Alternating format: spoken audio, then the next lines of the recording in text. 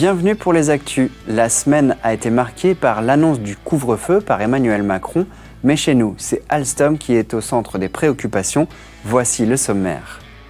L'intersyndicale du site industriel a exprimé sa préférence dans les offres de rachat d'Alstom Reichshoffen.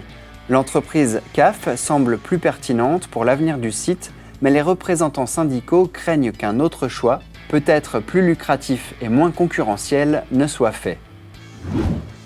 Inauguration officielle de la décoration du poste de transformation électrique. Les élus de Niederbronn-les-Bains et environ, les artistes, animateurs et responsables du réseau d'animation intercommunal, ainsi que les représentants de la régie étaient présents. Repas texan à Dambar, les secrets des spécialistes du barbecue, une bonne viande et une cuisson très lente, sans oublier la sauce, une sauce barbecue bien sûr. Comme en œnologie pour le vin, les huiles se goûtent dans un certain ordre et s'apprécient déjà au nez. Luc, oléicologue d'Ultenhofen, nous propose une dégustation d'huile. Suite à la décision d'Alstom de vendre l'usine poussée par la Commission européenne, plusieurs acheteurs potentiels du site de Reichshoffen se sont manifestés. Restent sur les rails Skoda et CAF qui ont fait les offres.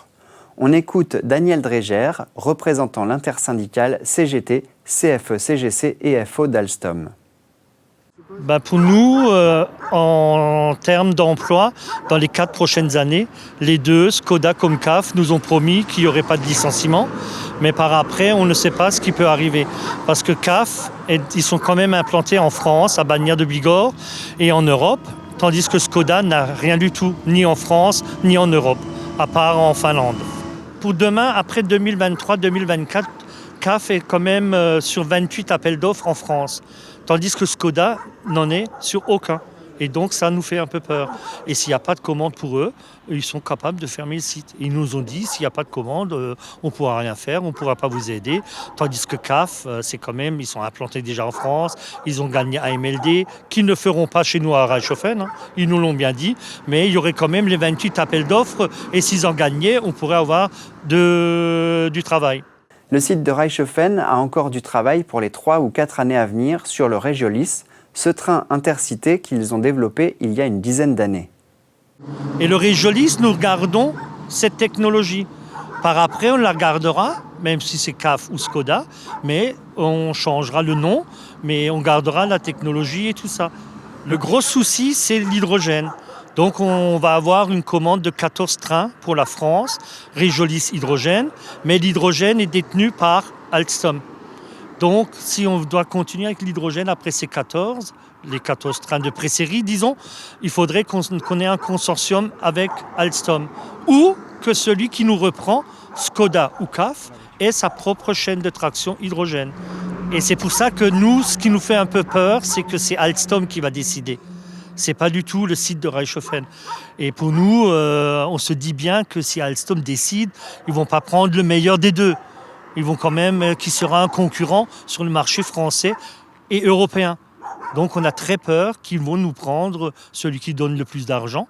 C'est vrai qu'on pense que Skoda, c'est une grosse entreprise. C'est l'homme le plus riche de Tchéquie. Donc on pense qu'ils mettent plus d'argent que CAF. Mais pour nous, pour l'emploi, on pense que CAF est beaucoup mieux que Skoda. Et la décision devrait être connue fin octobre, mais il est possible que les épisodes durent encore quelques temps. Cet été, vous l'avez vu sur notre antenne, le transformateur au niveau des équipements sportifs de Niederbronn-les-Bains a pris de nouvelles couleurs. Reportage sur l'inauguration officielle et pluvieuse.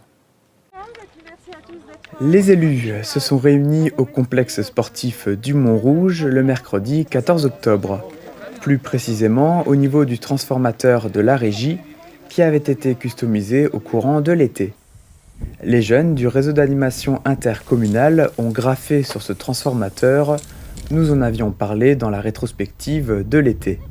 C'était dans la continuité en fait de l'art urbain, où nous travaillons depuis déjà quelques années dessus. Et donc il nous a paru intéressant de proposer effectivement nos surfaces de postes de transformation. Ils ont commencé à faire une première esquisse. Pour parler un petit peu du projet, c'est vraiment un projet d'équipe, parce que ce sont les artistes avec l'intervenant, mais en autre côté, il y a une autre équipe, c'est le CMJ Niederbronn-les-Bains. Et donc là, ils se sont dit, on va rajouter plusieurs choses. La première, c'est la tour du Wintersberg, que vous voyez là. Voilà. Ensuite, de l'autre côté, si vous regardez tout à l'heure, il y a des vélos. Parce qu'à Niederbronn, vous avez vu autour de nous, hein, il y a pas mal de parcours de vététistes. Là, il y a un club triathlon là. Et effectivement, il y a le Graph. Mais ce qui était très intéressant, c'est d'aller voir les CMJ, de travailler ensemble, que les CMJ ont pu prendre leur place et que les graffeurs ont pu ensuite continuer tout au long de la semaine. Pour les remercier d'avoir fait ce beau projet, les jeunes reçoivent de la part de la régie des batteries de recharge externes et des entrées pour la piscine de la part de la ville de Niederbronn.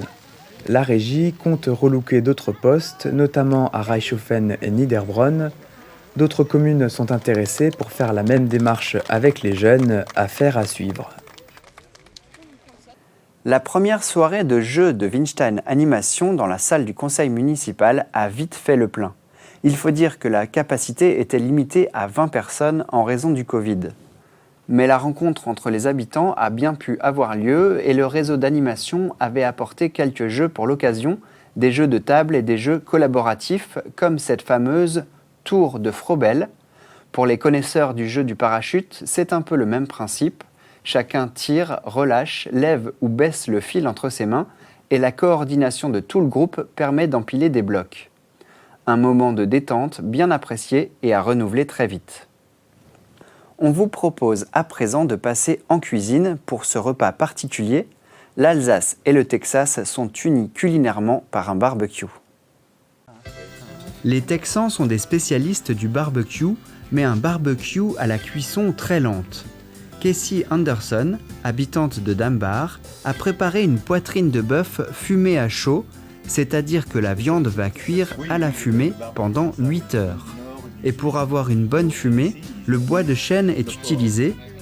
La température doit être de 100 degrés, mais pas beaucoup plus pour éviter que la viande ne sèche. Casey a mis une couche de lard en dessous de son morceau. J'ai fait un lit au-dessus le brisket, la poitrine, pour protéger de trop de chaleur, que la chaleur sèche. En deuxième partie de cuisson, la viande est emmaillotée dans du papier alu. Le choix de cette poitrine de bœuf est spécifique au Texas. Dans d'autres États des États-Unis, ils préfèrent utiliser du porc. Mais pas facile de trouver cette pièce. Pour l'obtenir, ils ont fait appel à José Jon.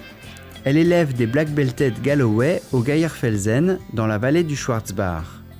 La viande alsacienne est cuisinée à la texane pour ce repas texan avec ribs, saucisses et même une sauce étonnante au café.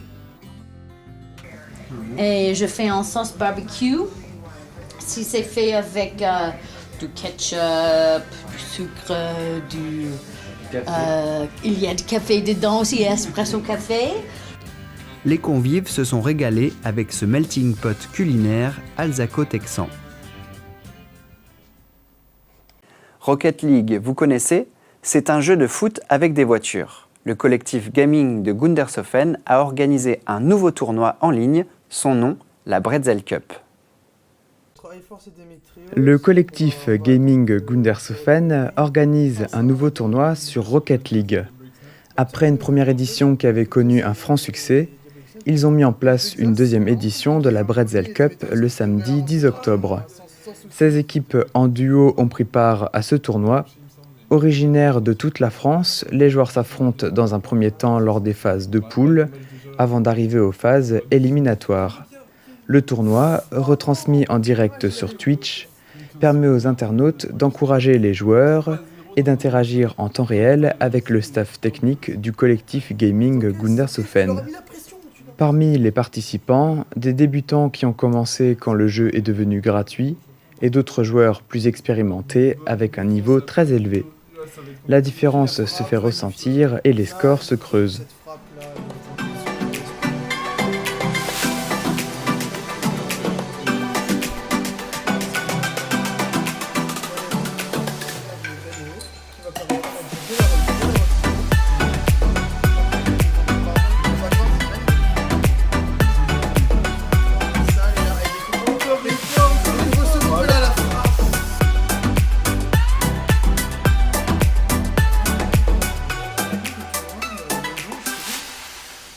La finale oppose Road to Diamond à Astro eSport. C'est ce qu'on appelle un best of 5, où l'une des deux équipes doit gagner 3 matchs, l'équivalent des 5 sets au tennis. Parmi les participants, on retrouve Aideco, un des gagnants de la première édition. Les rencontres sont serrées, mais c'est Astro eSport qui remporte la compétition dans les derniers instants du match. Toujours la banane. La balle qui tombe pas. Non, Oh non, non, mais comme non, ça. mais C'est non. comme ça, c'est le but de la Allez, victoire. c'est le but de la victoire. Magnifique but de Magic. Ça fait 3-9. Passe à un setup. Oh. À la dernière seconde, c'est dur pour les Road to Diamond. Oh non, c'est tellement dur, ils ont failli faire le reverse. Oh non. Il y avait 4-2 ou je sais plus. Mais non, ça se finit comme ça. Oh là là là là là là. La date du prochain tournoi n'est pas encore définie. Dans tous les cas, le collectif compte planifier un tournoi par mois. La Winter Bretzel Cup devrait donc voir le jour prochainement. L'association Gundershoffenoise est à la recherche de nouveaux membres pour les aider dans l'organisation des prochains événements. Vous pouvez les contacter via les différents réseaux sociaux. Non, non, Sombre qui pourra pas le reprendre. Régulièrement, Luc Leichnam propose des dégustations d'huile d'olive, un fruit quasiment de saison puisqu'il est plutôt d'hiver. À quelques mois près, les récoltes de même variété changent le goût. Arrivé d'Utenhofen avec son camion ambulant, Luc de Nature et Saveur organise des dégustations d'huile. Et dans le domaine, c'est une huile.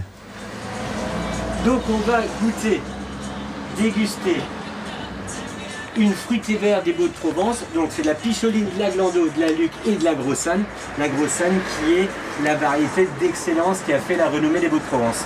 Comme pour déguster du vin, on commence avec le nez.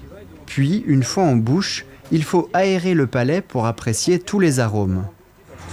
La deuxième huile qu'on va goûter, c'est exactement la même variété que les premières olives, seulement récoltées 3 mois plus tard. Quand l'olive elle est noire, quand elle est en surmaturation. Impressionnant la différence. Et c'est complètement différent malgré que ce soit les mêmes variétés d'olives. Le spécialiste pourrait nous en dire beaucoup. Par exemple que les aromates thym ou basilic sont pressés avec les olives car une infusion oxyderait l'huile. Mais le mieux c'est encore de le rencontrer si vous le croisez dans son petit camion sur les marchés locaux.